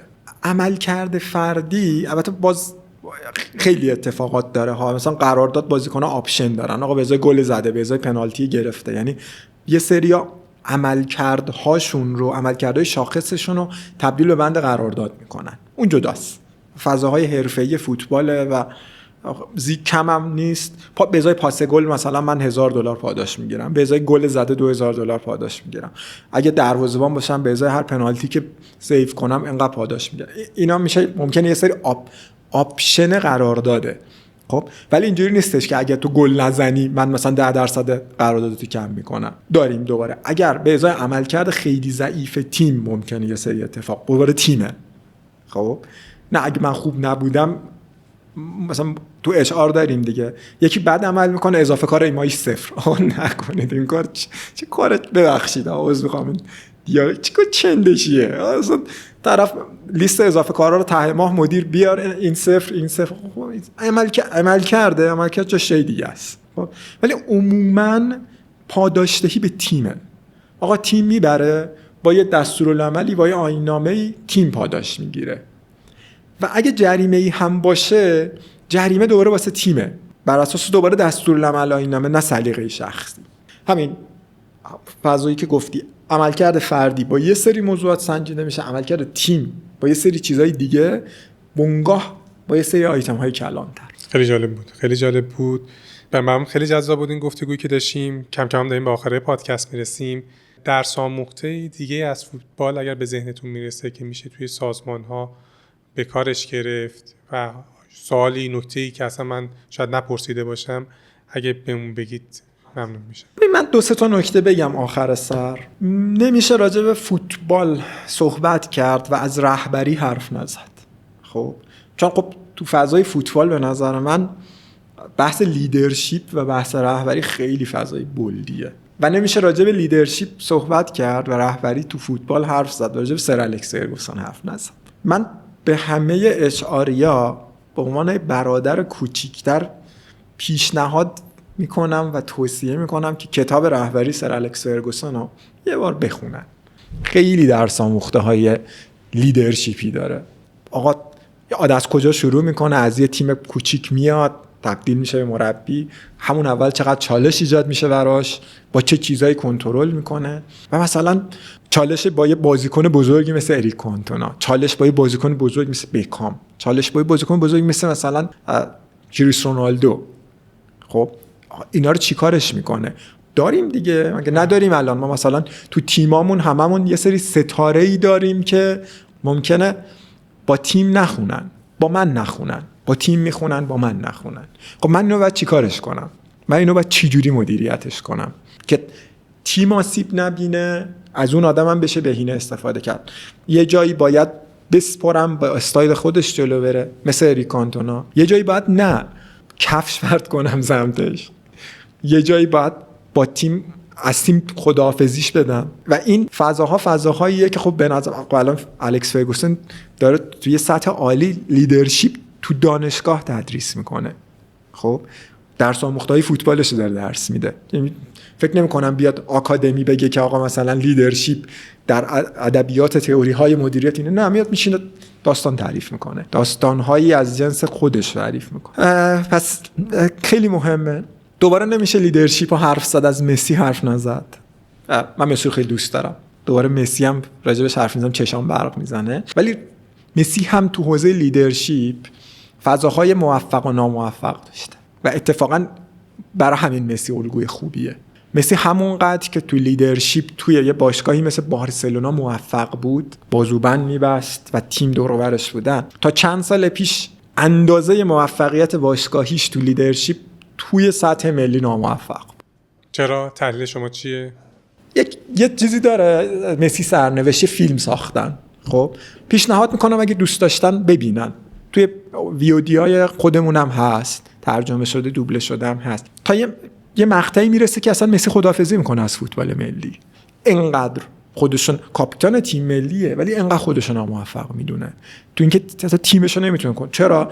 با تیم ملی حتی به یه موفقیت نمیرسه، به یه دستاورد نمیرسه. ولی یه جاهایی تو اون فیلم ببینید، من برداشت شخصی من از فضای مسی، به نظرم مسی یه جایی به این نتیجه میرسه که آقا من باید رهبری این تیمو بگیرم دستم. و از جایی که مسی میپذیره رهبر این تیمه و رهبری میکنه به معنی واقعی، دستاوردهای تیم ملی آرژانتین هم یکی بعدی شروع میشه. قهرمان جام جهانی میشن، توی کوپا قهرمان میشن، اتفاقای عجیب غریب خیلی فوق العاده میفته. فیلماش هست. تیم وای میسته الان که مسی بیاد، تیم پشت مسی وارد زمین بشه. پس این خیلی اباحت داره ها.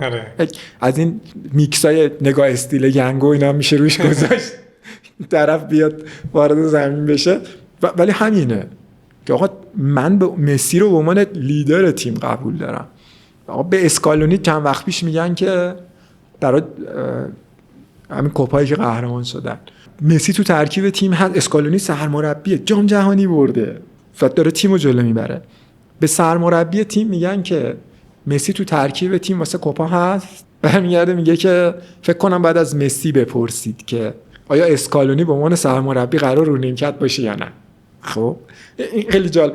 داریم راجع به مسی حرف میزنیم که چند سال قبلش خود بازیکن‌ها هوش کردن، تماشاچیای آرژانتین تو استادیوم خونگی هوش کردن، از این شعارهای حیا کن رها کن دادن. خب راجع به کسی که الان میپرستنش. شما میگید تفاوته توی مسی ایجاد کرد. به نظرم خودش چیکار کردشو نمیدونم، احتمالاً بعد بریم بعداً ازش بپرسن که چی شدی که یوهو از یه آدمی که اینقدر تو لیدرشپ شخصی تو تیم ملی شکست خورده که خداحافظی میکنی و بعد میری نمیدونم تراپی کرده، کوچینگ انجام داده، احتمالاً یه کارای این تیپی، میای لیدر رهبری تیم ملی تو به عهده میگیری و بعد تبدیل میشی به اسطوره‌ای که قبلا همه میگفتن مارادونا تو آرژانتین، الان مسی مارادونا پا به پای همن. خیلی عالی بود، خیلی عالی بود. مرسی از نکاتی که گفتید. رسیدیم حالا ما رسممون اینه که توی پادکست آخر کار برای کسایی که به این موضوع علاقه دارن یه سری منابع معرفی میکنیم که اگه دوست داشتن بیشتر یاد بگیرن برن بخونن. البته شما چند تا رو معرفی کردیم، مثلا یه فیلم از لیونل مسی معرفی کردین که تو ویدیو برن ببینن. قبل از اینکه من سراغ شما برم و از شما یاد بگیریم و شما پیشنهاد بدین، دو تا نکته رو بگم.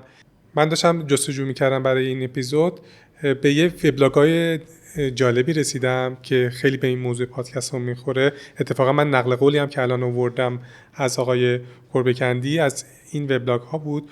آقای علی نعمتی شهابی وبلاگ‌های خیلی خوبی دارن راجع به درس آموخت‌های فوتبال در زندگی. من اینو توصیه میکنم اگه کسی فرصت داشت بره بخونه. و اینکه حالا جدا از این اپیزودمون میخواستم حالا کم کم حالا پادکست های کسب و کاری که حالا که به نظرم باید بیشتر شنیده بشن اما آخر اپیزودا معرفی کنم. یکی از این پادکست ها پادکست دریچه است. پادکست دریچه سینا مومنی عزیز میسازه و سینا مومنی سابقه مدیر عاملی یکتانت رو داره و با مدیرهای موفق توی حالا جاهای مختلف دنیا صحبت میکنه و به نظرم حالا کسی که دستش تو کار بوده، توی سازمان بوده، محتوایی که تولید میکنه خیلی کاربردی میشه. برای همین توصیه میکنم حالا اگر دوست داشتید حتما ببین. من خودم چند تا اپیزودشو گوش دادم، خیلی یاد گرفتم. من پرانتزو ببندم، سراغ شما بریم که چه منابعی بیشتر اومد. مرسی. اولا خیلی ممنونم ازت.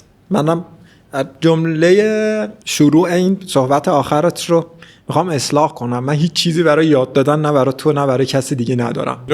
خب نداشتم و ندارم. هر آنچه که گفتم قطعا چیزایی بوده که یاد گرفتم و بازم دارم یاد میگیرم و خیلی کیف کردم. میدونی که حالا اینکه چجوری با هم آشنا شدیم و یادته، چجوری با هم رفاقتمون ادامه پیدا کرده یادته و از همون موقع تا حالا بهت افتخار کردم. پوزتو میدم با منسانی که ساختی و داری پیش میبریش. خودت حدیث فوق‌العاده و یاد دوباره اون روزای اولی میافتم که گفتی یه منسانی میخوای راه بندازی و چیکارش کنی. تو ذهنم اصلا نبود که قراره به اینجا برسه بدون تعارف. من گفتم حالا یه کاری میخواد بکنه بذار بچه دلش خوش باشه.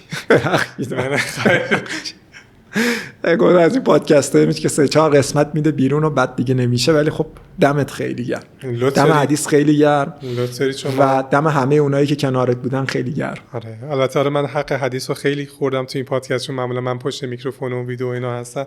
یه کار عظیمی پشت صحنه هست که حدیث داره بهم کمک. خب بذار بیاد جلو دوتایی ببرید. آره دارم باهاش صحبت میکنم، دارم راضیش میکنم میخوام من باهاش صحبت کنم دوربین بیاد. آره و یه نکته که گفتی شما لطفا حالا دوستانی که حالا یه توضیح تکمیلی بدم. من اولین تجربه کاریم حالا خدمت شما بودم و خیلی از شما یاد گرفتم به عنوان منتور و حالا از اون اول شما هم حمایتگر بودید. همین لطفی که الان دارید همون موقع هم داشتید و حالا قدردانش هستم واقعا. خیلی ازتون یاد گرفتم. من همون موقع هم به تو هیچ یاد ندادم، الانم همینطور هیچ تفاوتی نمیکنه، ولی واقعا جز فوق‌العاده ترین آدمایی که هستی که باهات کار کردم. شرمندم میکنم برای منم همچنین بوده.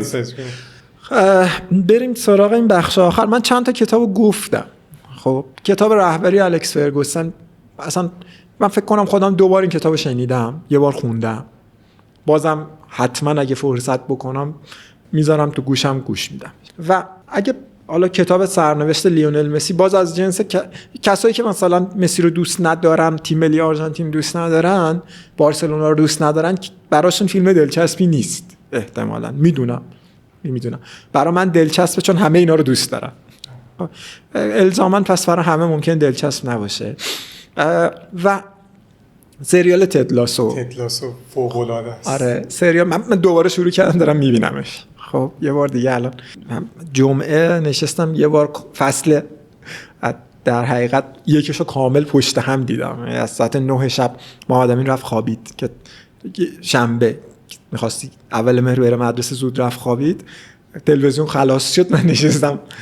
مثل خودتون فوتبالیه جان؟ مثل خودتون فوتبالیه. خیلی و از من اصلا چیزتر، مثلا زنگ میزنه بابا دیدی مثلا فلانی مصدوم شد، بابا بی خیال بشین درساتو بخون، خجالت بکش. دوست دارم این که فوتبالی انقدر دوست، بابا دوستت دارم. تدلاسو رو باز هم فضای فوتبالیش جذابه، هم فضای مدیریتیش، هم کسب و کاریش. همونقدر که برای من همون اواخر دهه 80-90 مانیبال جذاب بود. فوتبالی نیست، غیر فوتبالیه، ولی کاملا مفهوم عدد و رقم و KPI آوردن و مدیریتی کردن این مفهوم تو فضای ورزش میتونید توش ببینید. مانیبال هم اگر فکر میکنید خیلی فوق‌العاده است و دکتر صدر رو نمیشه ازش نام نبرد.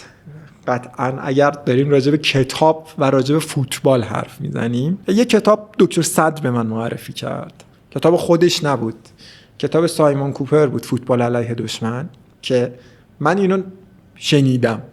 کتاب صوتیش، کتاب ترجمه عادل فردوسی پوره کتاب صوتیش هم با صدای عادل فردوسی پوره، خیلی جالب میشه. کتاب فوتبالی کتاب صدای عادل بشنویش.